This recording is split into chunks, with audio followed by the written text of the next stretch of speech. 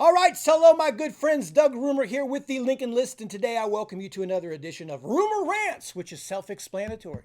This is where Mr. Rumer himself will rant. Sometimes it'll be financial, sometimes it'll be personal, but it's just an opportunity for me to get some things off my chest. And guys, we got to do that every once in a while, even if you don't agree with me. Even if it irritates you sometimes, you don't really want to hear it. We all got to get it off our chest, otherwise it stays inside, right? And it boils and it manifests. That doesn't do us any good. And that's what this is all about. But I think you're going to like what I have to say because this involves all of us. And it's really important that we talk about it. And I really hope there's something that all of us can do in the future to fix this because it's only going to get worse. Now, before I start, I normally do this kind of thing outside. But as you know, the whole world is coming to hell, right? We're all quarantined and locked down. Well, we're not here in Southern California. But in all seriousness, I hope you guys are doing well no matter where you are. I hope you're safe. I hope you're feeling healthy. I hope your family is healthy. I know these are weird times, and many of us are going through this the first time. I mean, I've never seen anything like this where the whole world seems to be on lockdown and on hold and coming to a screeching halt. But we're going to get through this. We're going to get through this. It'll be over. We're going to do okay. But for right now, we've got to make some adjustments in our life. Now, I said I lived in Southern California. Fortunately, we're not on a lockdown, but something strange has happened here that we normally don't see, and that's rain. It all of a sudden started pissing down rain this last week, and it's like, great, they're telling us to stay home. Now it's raining. I can't even get out and get some fresh air. Just crazy weather all of a sudden. Hasn't rained a drop all year, but that's the way it goes sometimes. It's all kind of coming down. So here's what I want to talk today. Again, I think this is very important. And like I said, I really wish and I really hope there's something that we can do as people to fix this. Because this problem that I'm going to talk about, which is called elite socialism, is worse than it's ever been. And you know what? It's going to get worse. And I want to just always set the standard because I don't talk politics here and stuff, guys. This isn't about a specific administration, Republic, Democrat, Independent. It doesn't matter because every administration does this kind of stuff. They continue to protect the elite and the rich get richer and the poor get poorer. And right now we're living in a society where the income inequality has never been larger. Now, I don't know the exact stat. I'm going to try to spit this out without confusing people. But prior to this stock market correction that we're experiencing right now, it took more hours of work from the average American worker. So what I'm saying is the average American worker had to work more hours than ever before to purchase one share of the S&P 500 than ever before in history. That means what the actual workers make, on their average, they needed to work more than ever before just to pay for it because the prices of stocks had gone up. Now, one of the reasons they did this is when the administration took over, the first thing they did was cut the taxes. Now, let me back up before that. If there's any group out there that can't stand to give away any money, it's the elite. I know we've got some great people out there that do. You hear the Gates Foundation, Warren Buffett. I got it. There's great people, and I appreciate what they do. But for most of them, they don't. And when I'm talking about elite, I'm talking about the upper 1% of the people earning $1 million or more a year or Fortune 500 companies, more specifically, Fortune publicly traded companies. Let's just say that. That's what I'm talking about with the elite.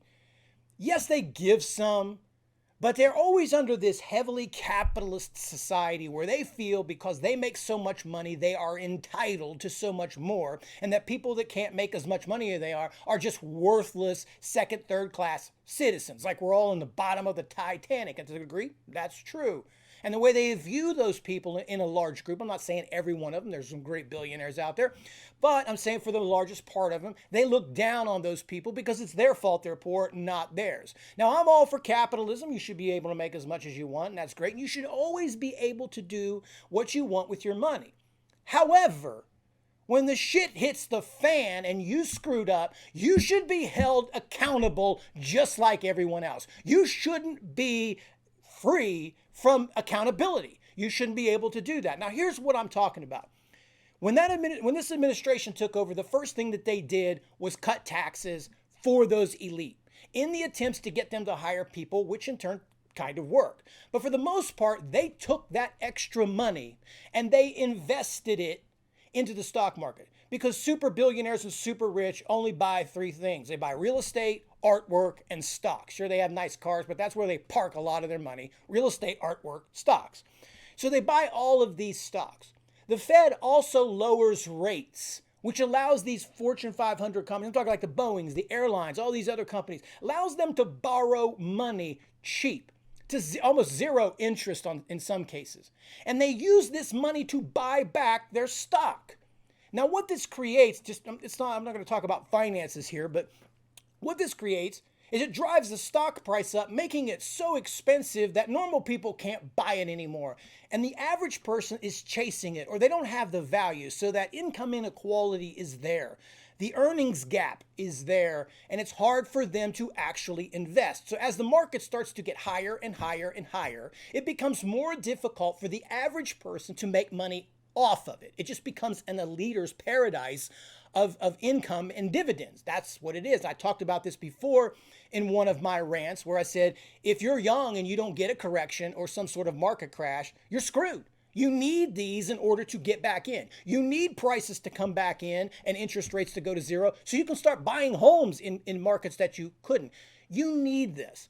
Now, that's well and good, I guess. I don't necessarily agree with that, but that's the rules and that's the way that it went. And I guess if I bitch enough, then I should go out and start a publicly traded company. But here's the problem with this. They took all the money that they had. I'm going to specifically pick on people like Boeing and pick on the airlines and pick on some of these other companies that are suffering right now in the restaurant industry, the travel industry, the retail industry right now, who's sitting here begging for a handout, begging for a bailout, claiming that they're not going to be able to make it through the next 2 weeks or 1 month. So you're telling me these companies have been reporting billions of dollars of profits. They've been taking every bit of free cash they have, and they turn around and they're buying their stock, running up the prices. And the surest sign of a correction that quarantines us all for 2 weeks, they're bankrupt. They're on the verge of bankruptcy, and they want the government to bail them out. And you know what, guys? The government is going to bail them out. Because this is the precedent that was set in 2008. I know you guys know about market history, most of you. We all hear about that kind of stuff. We remember the credit crisis. We remember the tagline, too big to fail. Now, when those banks failed in that era, it was their fault that they failed. They were the ones that knew damn well they were writing poor mortgages to people that couldn't afford them. They were predatory loans. They were preying on people and giving them these loans and then repackaging them and selling them. They're the ones that created. Their greed created the financial crisis. Not your ma and pa, not your next door neighbor. They didn't start the financial crisis. It was the big banks. But who paid the price? Because when it all went down, it was your neighbor. It was you. It was us. It was we, the people, that lost our jobs. Not just we, I'm just talking in general. We're the ones that lost our jobs. The average person. They're the ones that needed the unemployment. They're the ones that needed help. But who got the bailout?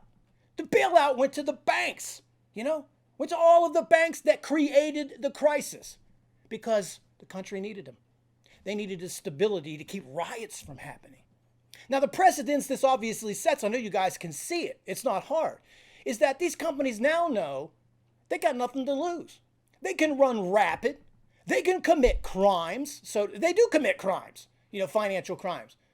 They can lie about earnings. They can commit crimes. You got people like Musk all the time. I'm not picking on him personally. I'm just saying he can violate SEC rules at random. It's a slap on the wrist. Zuckerberg can do it. All these elite people can violate rules with just a slap on the wrist. And the slightest turn of their business suffering from a correction, they get a bailout. You don't get a bailout. If you start a retail store like a barber shop or some sort of flower shop or something, and you get stuck at the wrong time and the recession costs you a job, government don't bail you out. They don't give a damn about you. They just protect it. And this is exactly what we saw over the last few days. Because when our government introduced this new economical stimulus, they're telling us they're going to give Americans $1,000. They're going to give us $1,000, but they're going to give the airlines $100 billion. Really? Like, is $1,000, it's nice, but really, is $1,000 going to save Joe's transmission shop, right? Is it? No, it's not. But they're going to bail out these airlines. They're going to bail out Boeing. And you know what? Any one of these people, any one of these CEOs that buy, you know what? They never take a pay cut either, do they? CEOs never take a pay cut. They should make a rule that every single one of these companies that use money to do buybacks shouldn't get a bailout. It's their own damn fault. I mean, that's just business, right? That's just business. Because if you're sitting here right now and you don't have a rainy day fund, That's like your problem, right? They should save money like the rest of us. They should prepare for like with the rest of us, like we have to do. We have to live off of savings if we lose our jobs or we're not able to work. We have to live on savings. We save money for a rainy day. They don't. They just keep blowing it. They keep buying back their stocks. They keep getting new corporate jets. Shit hits the fan. Government takes care of them. And it's going to continue to get worse. Now here's the problem, guys. I don't know how to stop it either, just as you. I'm just a pissed off citizen going, stop taking care of those people. Stop taking care of them. They're the ones that hate the socialism thing, but they have no problems cashing government checks when they can't make ends meet. Now, the other part of this argument could be, isn't it strange that it was months ago we were told the economy was better than ever, everybody was wealthier than ever, more people had more money than they ever did, and now 2 weeks into a financial crisis, we're all half dead, living on rations, going broke? Really? Somebody's lying somewhere, right? Either we're not broke, or if we are, the economy wasn't as good as what we were being told. That's what I'm talking about, guys.